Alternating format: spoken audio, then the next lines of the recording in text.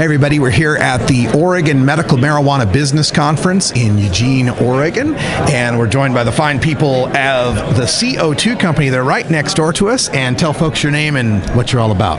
Cool, I'm Ryan Walsh with the CO2 company. We're from Southern Oregon. We do CO2 extractions. We have a THC dominant line and then a CBD dominant line.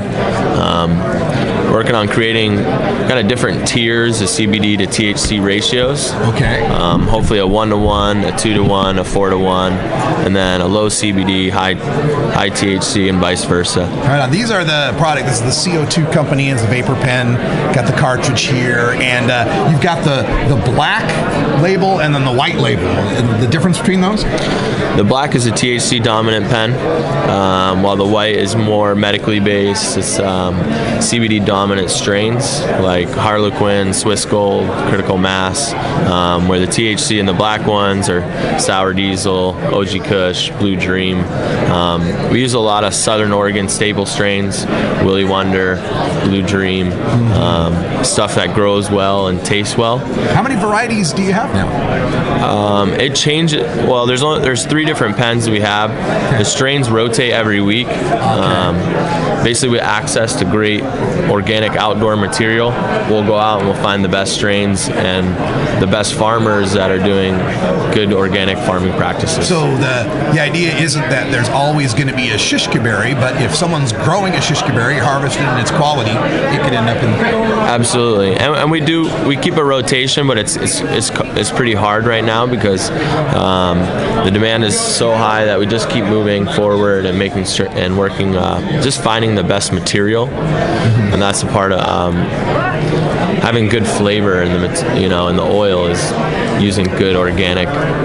So we got organic. It's CO2 extraction method, so there's no butane, hexane, any anes involved here, right? It's all CO2. Yep, and then we winterize it after the extraction process with ethanol, and then purge that off to pull out some of the waxes and fats. Okay. And this makes the oil more viscous and helps absorb into the wick. Okay. Is there anything else added to this, a glycol or anything like that? Nope. Okay. This is pure cannabis. Pure cannabis. That's what I really like about this, the CO2, because some of those pens out there are mixing other stuff in it to keep it viscous, to make it burn better or whatever. But it sounds to me like this process you do with the ethanol is solving that problem. Yeah, when we first started experimenting, the oil wasn't burning right. So the winterization process thinned it out and then pulled out some of those fats and waxes, which you can still use in other products. And I think working with the farmers and finding out their farming methods, so we can avoid using pesticides on plants, and because once you super concentrate that, it becomes a toxin. Right. Yeah. So really knowing your farmer and knowing what products they're using is certainly an important process to this. So this has to be an amazing opportunity that you've got, business-wise happening here, in that we're going to expand from a customer base of 70,000 medical marijuana patients to 500,000 adults in Oregon who might want to use this product. In moving to this new, there's some concern by some folks that the more recreational comes on, the less there's going to be things like CBD and medical strains. It sounds to me like you guys are dedicated to maintaining that medical availability even in the face of recreational technology. Yeah, so we're in the process of expanding our facility right now, getting a new machine to help fulfill with that demand, even in the medical market. For me, the recreational market will help us fund the medical. We can get more, the research development bill, which is going to help us experiment with more CBD programs. We have a farmer now out in Williams, Medicinal Roots, who's working on his breeding program and introducing, he has a lot of cherry profiles, and that's one thing that the CBD sap has a strong cherry terpene. Okay. So now we're going to breed that into his cherry skunks and Papa Cherry, and his own kind of strains that are acclimated to his environment. And that's cool. And, so when it comes to the flavor of these, other than the terpenes that you're going to find in it, the limonene, the pinene, and the cherry types that are going to lend flavors to specific varieties, is there any plans on adding artificial flavors, or is it just always going to be natural this way? I like the natural flavors. Bubblegum, great. Yeah, I don't know. I don't want to experiment with mixing them in. I've tried a few different pens that had it. Yeah.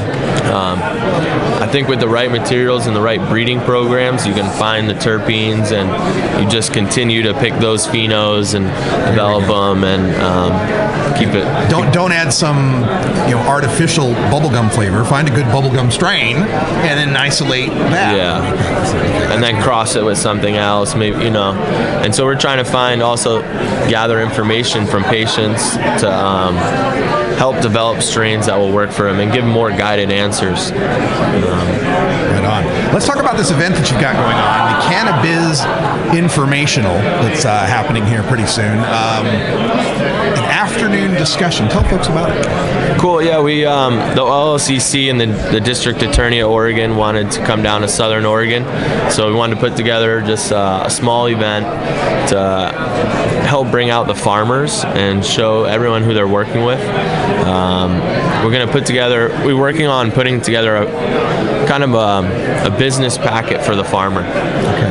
We're working with a publication, and they can now incorporate their business, look at a logo, a website, a couple of social media outlets, access to more information so that they feel more connected, and if they want to move into this market, they have access to it. Oh, that's fantastic. The Cannabiz Informational. When and where is this taking place? This is Saturday, March 21st at the Windsor Inn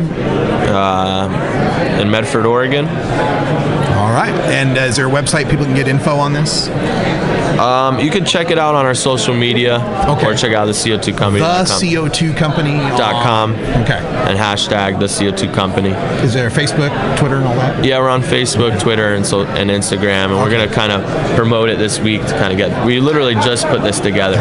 Okay. Just because things are moving so fast. I got the scoop, folks. We got the scoop on the Cannabiz Informational. Check out the CO2 Company, C letter O2, not C02, CO2 Company on Twitter, Facebook, Instagram, and theco2company.com. Ryan here is with the CO2 Company. I use them. You ought to too. Thanks, man. Thank you, Russ. Have a great conference. Yeah.